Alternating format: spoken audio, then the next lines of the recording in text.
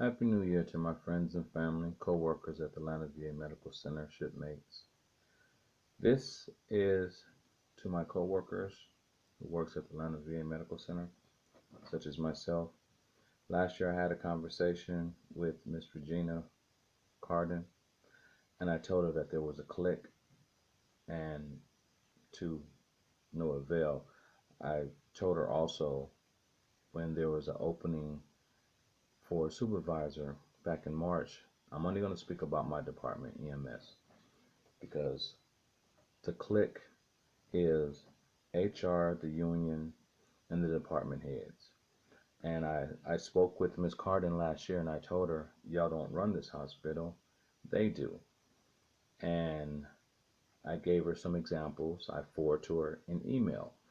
And then I sent her another email when my department last year in March had an opening for supervisor, which of course most people know by now that I've been blackballed in my department.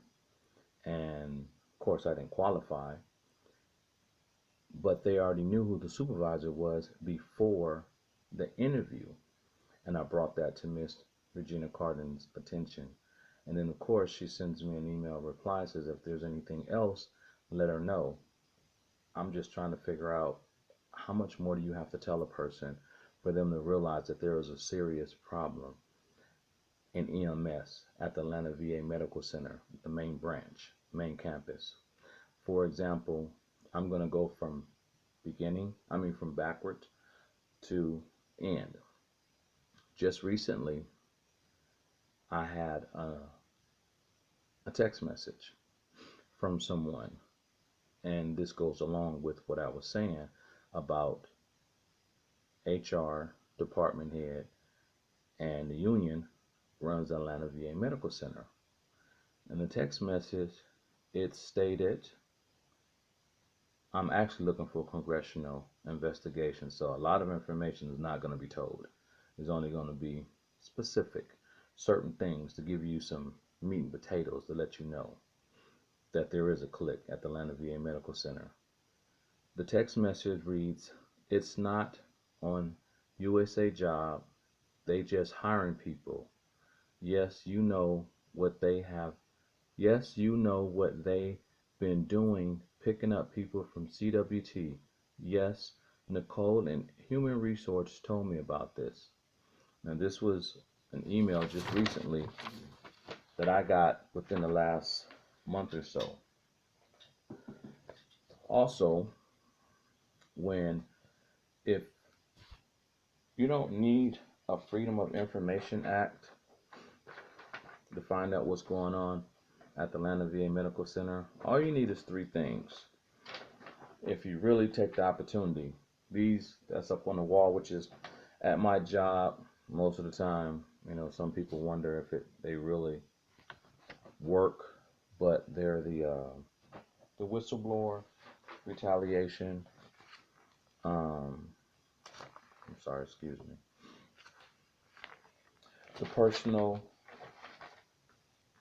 The prohibited personal practice, and actually whistleblowing.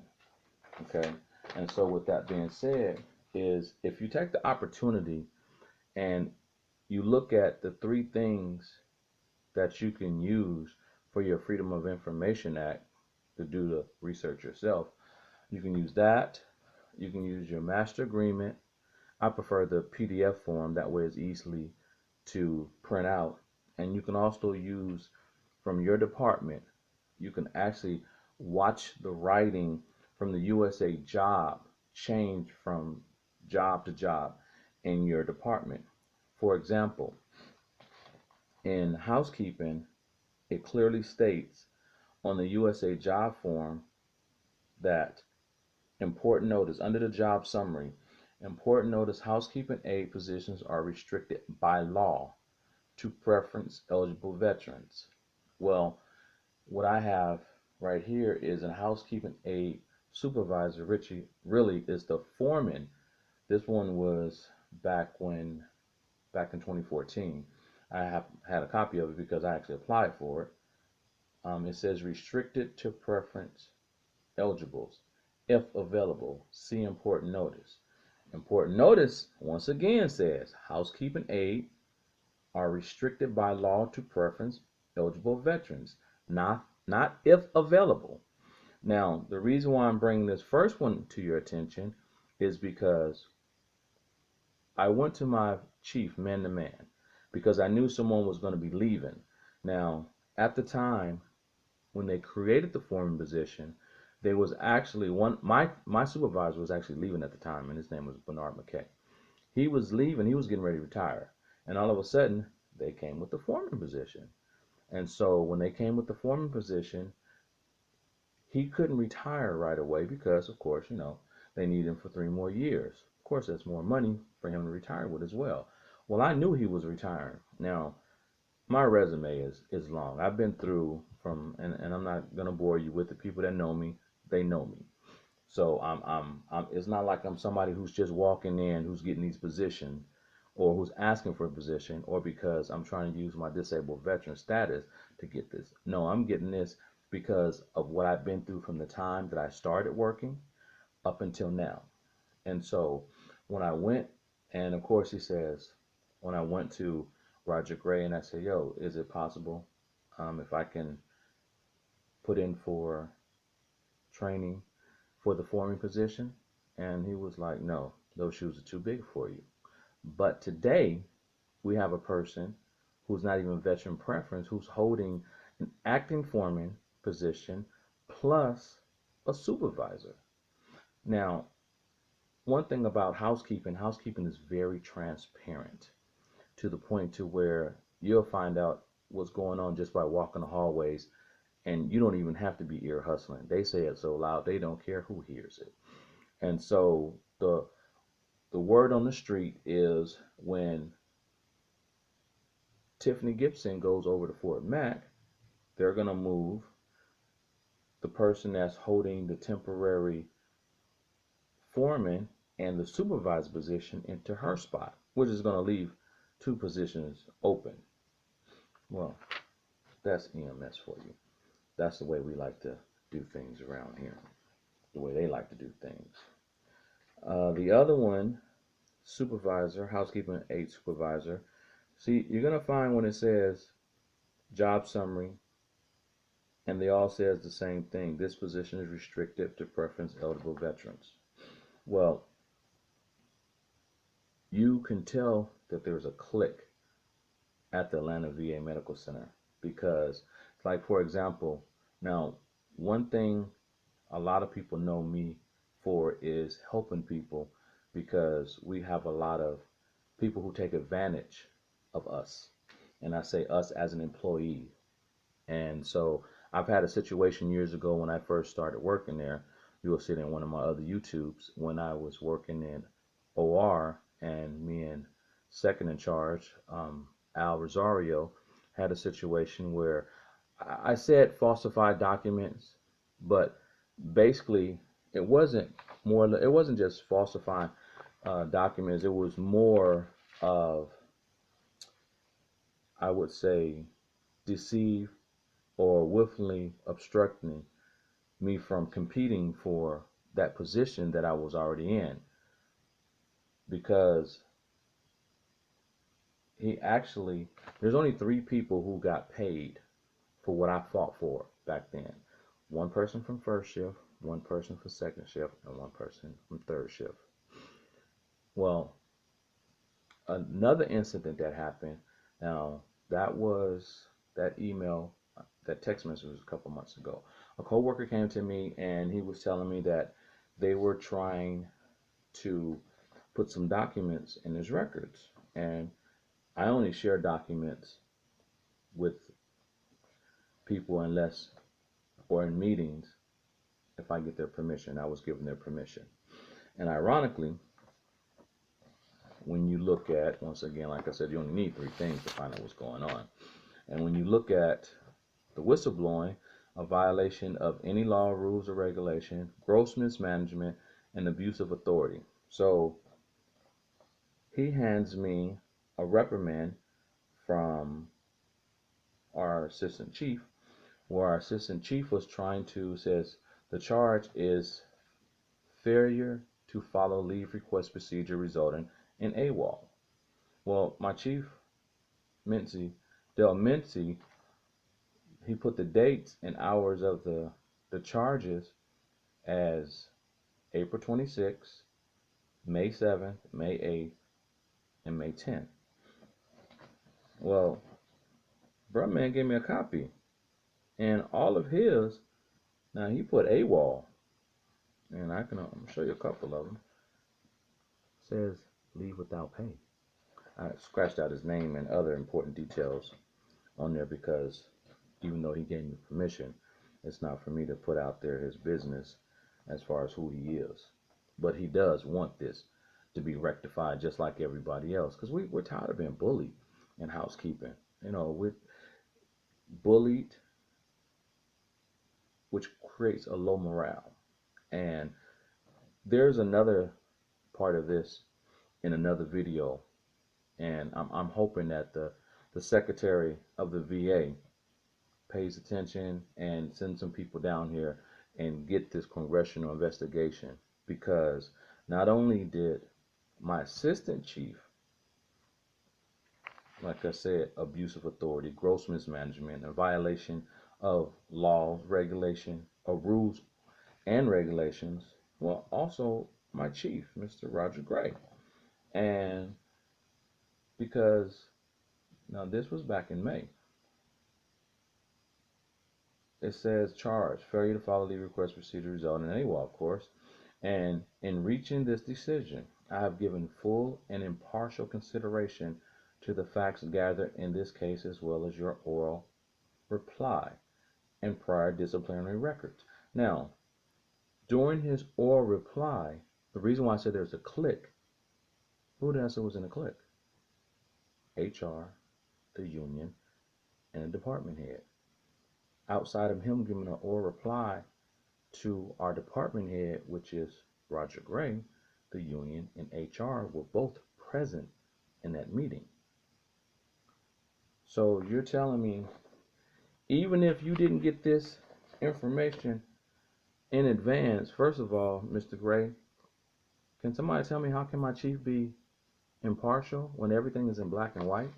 When you look at the dates that Mr. Mincy came up with, you can't tell me that that's not a violation of any laws, rules, or regulations. Gross mismanagement and abuse of authority. How is that not? Well, I'm not going to bore y'all with any more of that, because I'm sure a lot of y'all going through that same thing. But who are we to trust and who are we to talk to?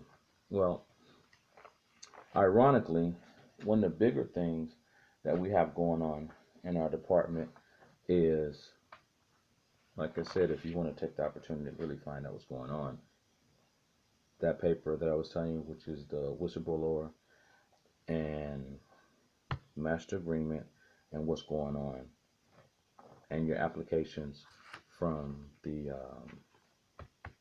USA Jobs.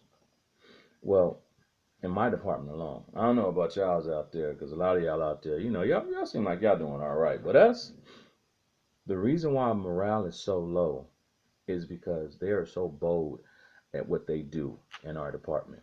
I mean, they're so bold to the point to where, you know, a perfect example is a few years ago, it was 2014.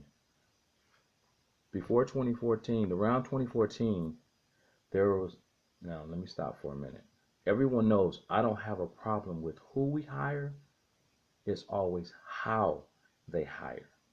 I don't care who comes in, as long as it's done the way it's supposed to. So in 2014, we had a gentleman that was in our department. After a while, HR said we had to let him go because what it states here, it says that you have to be veteran preference. So the gentleman wasn't veteran preference. So what ended up happening was they created a position. Now, you have to get permission from the union for the position, and HR has to approve it. Ironically, the position was health tech. Now, once again, when you look at the paperwork, as far as with the whistleblower retaliation, I'm sorry, with the personal prohibited personal practice, deceive or willfully obstruct any person from competing from employment, give an unauthorized preference or advantage when proved and the prospect of any person for employment, engage in nepotism, which is favoritism, take or threaten to take a personal action against a person, whistleblowing, knowingly take or fail to take personal action in the violation of veteran preference laws. Now, tell me this.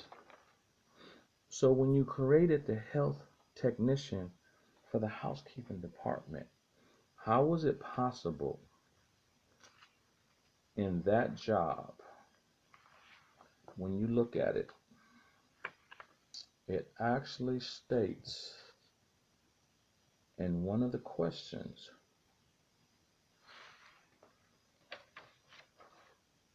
do you possess at least 1 year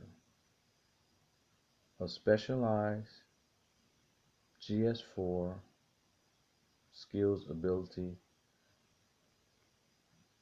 I'm sorry, that's not the one. Which one am I looking for? Which one?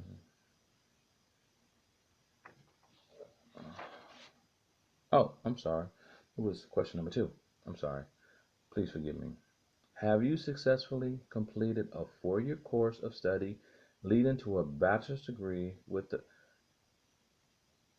major or at least 24 hours? But we all know what that is, okay?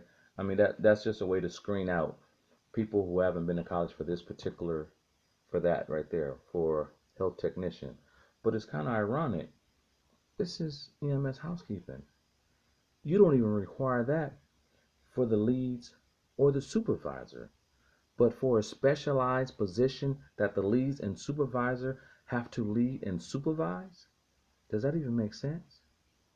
Which is even more ironic with this situation is, now when you look at most jobs,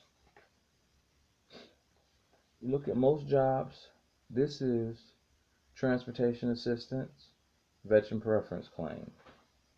This one is supply technician, veteran preference claim. This one is nursing assistant. Now these are all jobs that I applied for. Okay, veteran preference claim. Now these are actually on the application manager questionnaire. Okay, answer. This one is program clerk, program support clerk, veteran preference. This one is health specialist, crisis hotline, veteran preference claim. This one is motor vehicle operator, 10 points, veterans claim. The point I'm trying to get at, social program support assistant, veterans preference claim. All these has that on there. You come to the last one. Last but not least, the one that actually states that in housekeeping, it says summary notice, housekeeping aid positions are restricted by law to preference eligible veterans. Well, this one don't even have it on here. So basically what they was trying to do is they was trying to weed out veteran preference in housekeeping, which it states by law, housekeeping aid positions are restricted to preference eligible veterans. The questions on here, 90% of them is our standard operating procedure. 90% of it. The ironic part about this is where it actually states that, sorry, gotta give me a second. Oh.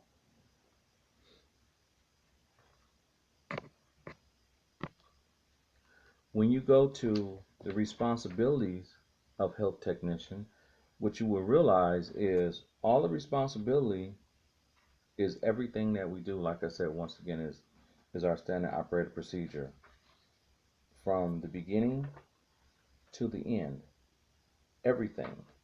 But ironically, most of us in our own department didn't qualify for what we do. So we don't qualify for a job that's in our department that's our standard operating procedure plus what we do every day. Even more ironic is on the application. Well, actually, yes, where they have the job summary. Because one thing you have to realize, you have to always take a look at the job summary. Look at the writing. A lot of times the writings will change. Just like, for example, here's a housekeeping aid leader, restricted to preference eligible if available. But it doesn't say if available on here. It states, important notice, housekeeping aid positions are restricted by law to preference eligible veterans. That's the job summary. Now, when you get to the job summary of the health technician, the job summary states, this announcement has been amendment to remove the driver's license requirement. That's the job summary for a position that's in housekeeping, EMS, in EMS department. Who may apply in EMS? Current permanent Atlanta VA medical employees only. So you wonder why there's low morale in EMS department when the union, HR, and the department head creates a position in our department for something that we already do and then tell us that we're not qualified for and then brings it back. Now that was 2014. The only thing that's on here is the phrase removable medical equipment, RME, which is something that was new that they placed on there. But when you see the definition of what it is, basically is everything that we do. Now you take it from this application, which is the health technician, and now it's on the new application for housekeeping. So basically you rewrote it to fit it in to something that we didn't qualify for. So the people that are in CWT and who's done this before, now you're putting it in as though if it was there all the time, which it was, because it's actually on it's on my inspection sheet, which actually, when you think about it, is another situation, another issue. Like I said, I'm hoping for congressional investigation. So that part I'm going to leave alone because it has something to do with monetary. It's called the Back Pay Act. And if that's the case, we got a situation here that I hope we get straightened out. Oh, I'm sorry, I wasn't supposed to say that one out loud. My bad, lawyer. Anywho, with that being said, my man,